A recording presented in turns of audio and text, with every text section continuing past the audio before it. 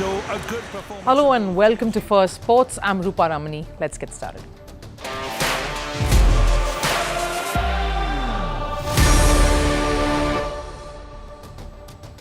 But on the show today, can the Indian men's cricket team end the series against New Zealand on a high? Hanging in the balance is a spot in the WTC final and the chance to evade a whitewash for the very first time in 24 years. We decode the series so far. India's chess prodigy Gukesh is doing all he can to prep for the big face-off against China's Ding Liren. What's the new addition he's made to his arsenal? This one has a World Cup winning ring to it. And to wrap it up, we recap the weekend and the aftermath of Indian pop star singer and actor Diljit Dosanjh's concert in the Indian capital city. Athletes are furious with the shambolic state that the stadium was left in afterwards. Who's to blame for the mess? But first, let's take a look at the headlines. We'll start with football. Cristiano Ronaldo failed to keep his side Al Nassr in the Kings Cup.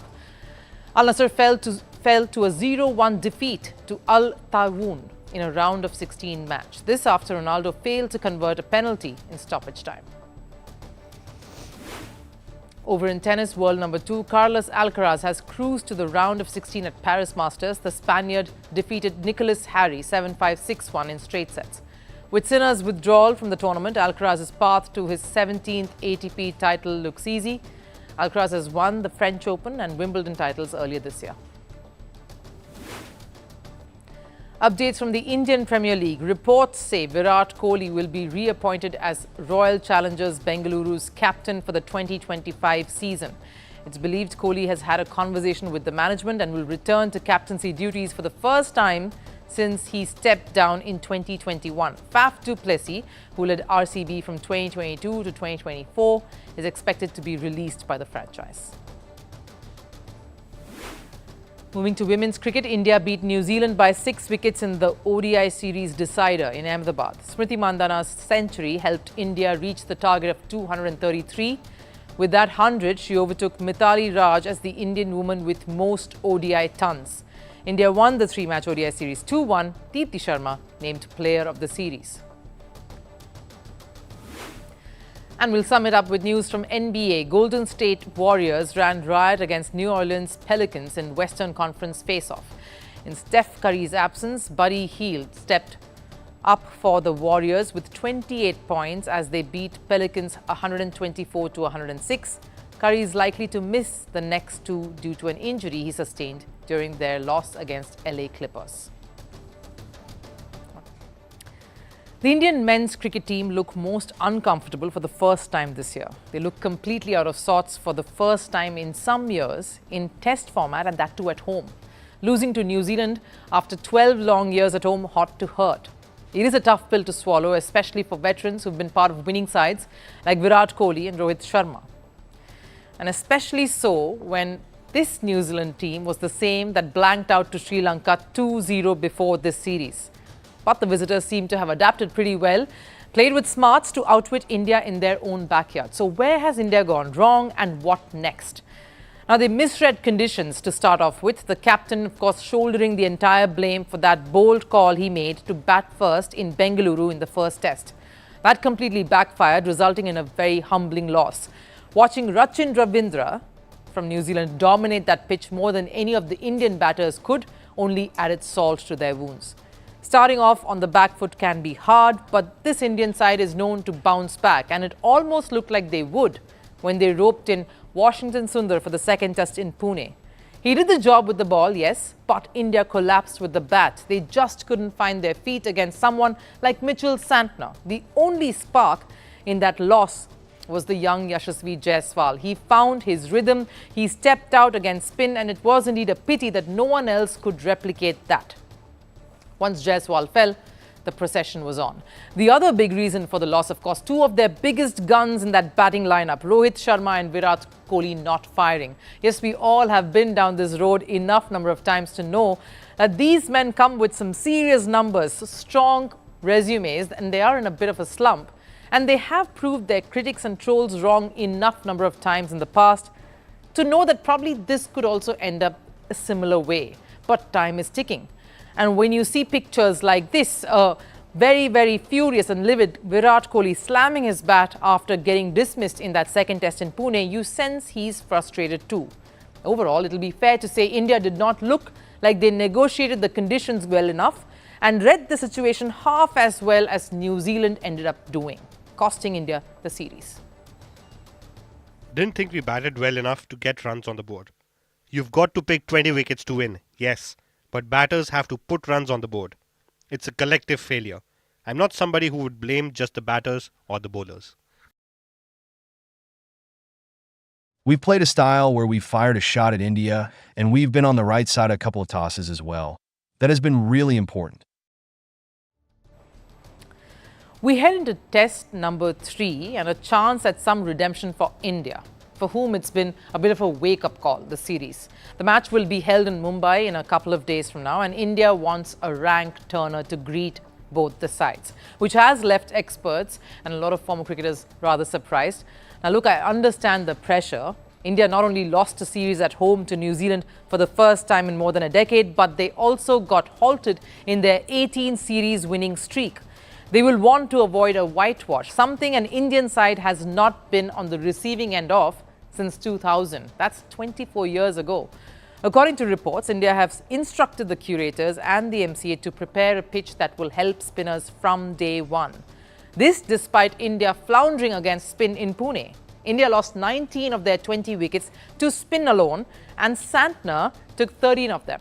I also understand the need to lean towards spin. India's premier spinners R. Ashwin and Ravindra Jadeja have done well in Mumbai at the Wankhede. Ashwin, in fact, has picked up 38 wickets, the most by any bowler at this venue. With that traditional red soil that Mumbai generally offers, though, spin won't be the only challenge the batters will face. There will be added bounce from that track too. And both these sides, India and New Zealand, come into this test with contrasting mindsets. One team is on a high. They've just beaten a confident home side and upset their dynamics. And the other team is trying to backpedal and evade a whitewash. Now let's look at the points table in that race for World Championship final. So based on calculations, India can only afford 1 draw and 5 wins here on in the remaining 6 matches.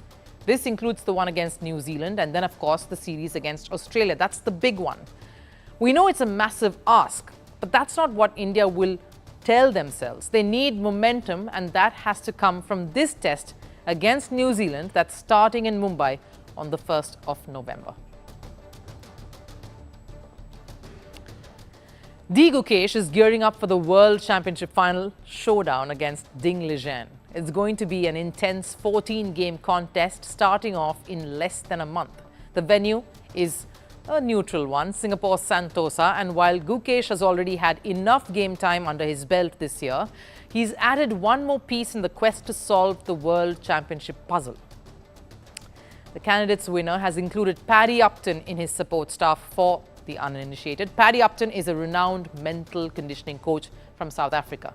Gukesh truly means business when he takes on Liren in the hopes of capping off a fantastic year already. Seems like the 18-year-old is covering all bases before he takes on the current world champion. Now, while the game preparations are mandatory and are on, Upton comprehends that the mental aspect, especially in a game like chess, is equally critical. Everything can be right in the lead-up to the big moments of performance. But if the arrow is not sharp, it won't penetrate the bullseye. I think there is now more recognition in the world of sport of how mental gains can reduce these moments. So what's Paddy Upton's experience like? Upton isn't just any coach. He helped the Indian cricket men's team win an ODI World Cup title after a gap of 28 years back in 2011. And just recently, he was part of the support staff with the Indian hockey team that won bronze at the Paris Olympics. So we can infer a few things from this. One, he has been part of triumphant campaigns, and 2, he's aware of how the Indian sporting landscape and the Indian athletes function. Because in sports, like with cricket and hockey, expectations are massive. Given the fan following these two sporting disciplines have in the country and the legacy India has in both these sporting disciplines, the die-hard fans expect nothing less than victory. So the pressure is understandable. Every sports person part of these 2 winning campaigns that I mentioned just now, the Cricket World Cup and that bronze medal at the Olympics have spoken of the burden of expectation, the pressure of it all. Gukesh too finds himself in similar territory because through his glorious year so far, the current world number 5 has become a bit of a household name. He was part of the Chess Olympiad gold medal winning team and also won an individual gold for his unbeaten run at the tournament. He became the youngest world championship challenger by winning the candidates tournament, and in a pre-build-up face-off against Liren in the Sinquefield Cup, Gukesh held the Chinese to a draw. The impact was such that China rested Liren for his match against Gukesh at the Olympiad. So Indian fans and the world of chess at large are watching every single move of this Indian prodigy. The expectations are such that chess great Magnus Carlsen believes Gukesh heads into this battle as the clear favorite. Gukesh is a significant favorite. This is one of those matches where if Gukesh strikes first, he will win the match without any trouble. But the longer it goes without a first decisive game, the better it is for Ding. He has the ability, but he doesn't have the confidence. So when you are aiming to becoming the youngest world champion, handling the mental aspect of it becomes very critical. That's clearly the biggest challenge because, as Carlsen pointed out, having confidence is key, something Gukesh is aware of. Because this is what he said right after winning that candidates tournament. Stressful few weeks, but yeah, I can't help but already start thinking about the match. And it's going to be a challenge for sure. And yeah, it's going to be a new level of pressure and expectations. But I think if I continue to do the right things and if I continue to have the right kind of mentality, I'm sure I can handle it and I can achieve the goal. Having the right mentality, pretty much the catchphrase for Gukesh going forward, because let's face it, no matter how mature Gukesh has gotten around to being through this year, he is after all a teenager who's on the cusp of making history, doing something no Indian, no human being has done. He will break records if this goes to plan. And carrying the weight of the world to defeat the world champion Ding Liren won't be easy. No matter how out of form Liren looks to be, he still is an experienced campaigner who is defending his title. So the move to add Upton becomes imperative. Gukesh is clearly thinking 2 steps ahead. Even with abundance of talent, the pressure can really get to you. Any opponent will only capitalize on that. No one knows this better than Liren, a world champion who had to take a long break himself to recover from his results, who battled mental health and fatigue and the pressure that followed. As mentioned to us in an interview he did recently, and isn't just Liren who's felt this pressure. Just a year ago, before Gukesh won the candidates tournament, he was at his lowest. After the World Cup, things went horribly wrong. I was not in a good mental space. I had very bad results, but I was more frustrated for not being able to play anywhere near to my level. This probably was a phase that I felt at my lowest till now. So we can see that it doesn't take long for things to turn. A year ago, Liren was a dominant force in chess, and a young Gukesh was struggling to find his own rhythm, his own form. And with the World Championship nearing, tables seems to have turned for both these players. Because in competitive and challenging tournaments like a World Championship, everything hangs in the balance. It is always the mental battle as much as the skills that will determine the outcome. And maybe the Upton edition will up Gukesh's mental game as he prepares for this big face-off. India's star singer and actor Diljit Dosanjh's India tour started in the capital city, New Delhi. The 2-day concert created a lot of buzz in the city and created quite the stir, much like what many witnessed post the concert, the aftermath of which has put a question mark on India's hopes of becoming a sporting nation, of building a sporting culture.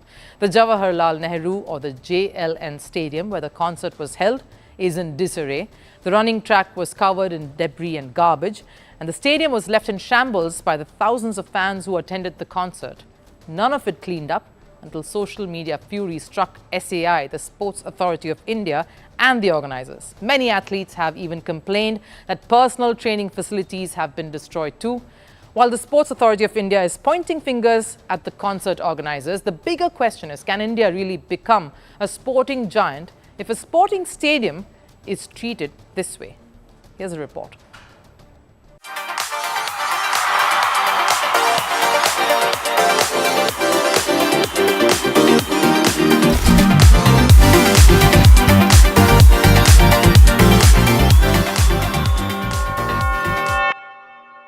Indian superstar Diljit Dosanjh delivered the hype his concert had created over the past 2 months. Over 70,000 people attended the 2-day concert in India's capital city, New Delhi. And while the fans embraced the pop star's performance, the aftermath of it has left the sporting world furious. Before the concert took place at the Jawaharlal Nehru or the JLN Stadium, the situation looked entirely different. A training facility for some of the rising names in football, athletics and other sporting disciplines. And this is what it looked like post a weekend of music and dance. Clearly, the fans alone were not hungover after the concert. Looks like the stadium experienced the aftershock too. Piles of rotting food, bones and alcohol bottles strewn across the running track. Patches of the track soaked and stained in juices, stands broken and training facilities damaged. The stadium was in a shambolic state, with no one bothering to clean up the mess post the mayhem. Athletes coming in to train, seeing all of this, were not amused. This is where athletes train, but here people had alcohol and partied. For this, the stadium was closed off until yesterday. Athletics equipment has been broken and thrown to the side. This is the kind of respect people have for athletes in India.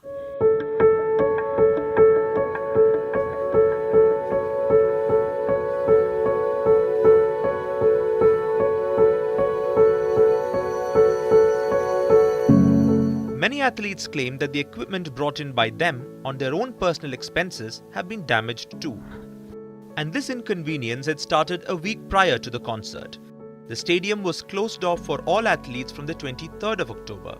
And with the current state the stadium is in, the wait for athletes to resume their practice sessions continues. Many of the athletes here have their junior national championships in 20 to 25 days, but they have been unable to train in this time. With the main stadium unavailable, athletes trained on the practice pitch of the JLN Stadium. But that is still not enough given the number of athletes who need to train. And while many concerts have been organized in this stadium in the past, this was the first time it was being held in the playing area. So the organizers needed to be more vigilant about maintaining the facility for what it is primarily used for.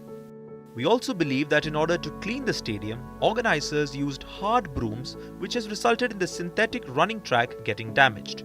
Clearly shows you how careless and ill-prepared the organizers were while conducting the concert and handing back the stadium in the condition it was given in. According to reports, the Diljit concert organizers paid close to $6,000 to use the JLN Stadium. That was the per-day charge. So for 2 days, the stadium management earned close to $12,000. And this is just the fee from organizers. JLN earned more after renting out food stalls and beverage outlets in the complex. How much of that went into the cleanup after the concert? The Sports Authority of India is furious too, and they've blamed the organizers for this mess.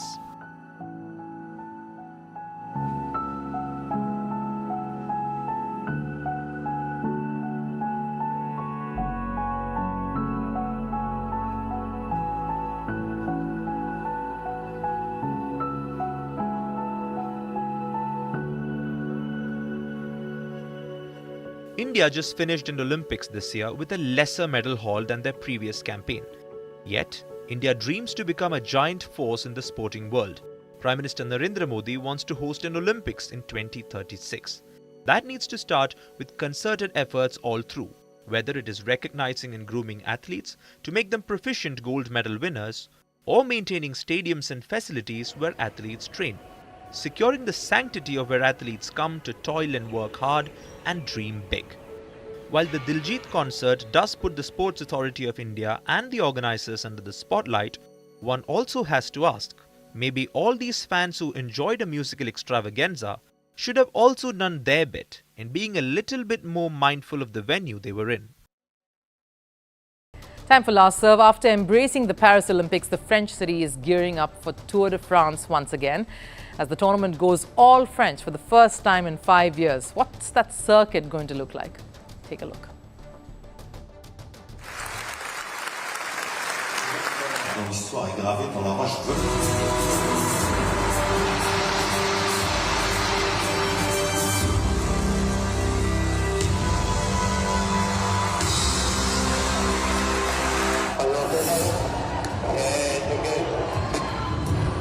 Et ça attaque pour Pogacar. L'attaque de Pogacar avec un temps de retard, Jonas Vingegaard qui va sauter dans la roue. Il a le chronologue, le néerlandais. Parce que sur la fin, ça risque de devenir difficile.